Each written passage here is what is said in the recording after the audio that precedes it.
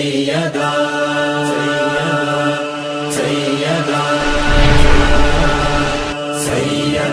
علیکم ورحمۃ اللہ وبرکاتہ۔ خیر مقدم ہے آپ کا فدا نامے میں۔ تذکرۃ الصالحات کی سیریز میں ہم ذکر خیر کر رہے ہیں حضرت اسماء بنت سلامہ رضی اللہ عنہا کا۔ ان کا تعلق بنو تمیم سے تھا۔ دعوت توحید کے بالکل ابتدائی دور میں شرف اسلام قبول کیا۔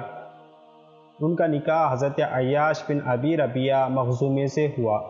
وہ ابو جہل جیسے دشمن اسلام کے ماں جائب بھائی تھے، لیکن اللہ تعالیٰ نے انہیں فطرت سعید عطا کی تھی، چنانچہ وہ اعلان نبوت کے ابتدائی زمانے میں ہی اس وقت اسلام قبول کیے جب حضور نبی رحمت حضرت ارقم بن ابی الارقم کے گھر تشریف نہیں لائے تھے۔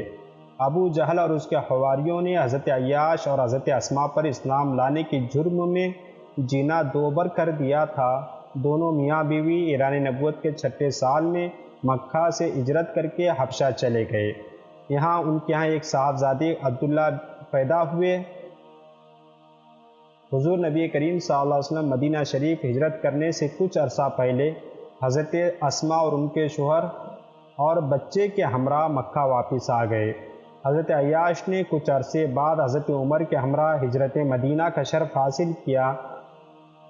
قیاس یہ ہے کہ حضرت اسماء نے ہجرت نبوی کے بعد مدینہ منورہ کی طرف ہجرت کی اور سارا خاندان مدینہ منورہ میں یکجا ہو گیا۔ جب حضرت عیاش وفات پا گئے تو اس کے بعد حضرت اسماء بنت سلامہ کا نکاح حضرت عبد الرحمن بن عوف سے ہوا۔ اس سے علاوہ مزید حالات دستیاب نہ ہو سکے۔ اگر آپ کچھ جانتے ہیں تو کمنٹ باکس میں ضرور بتائیں۔ انشاءاللہ ملتے ہیں اگلی ویڈیو میں۔ السلام علیکم۔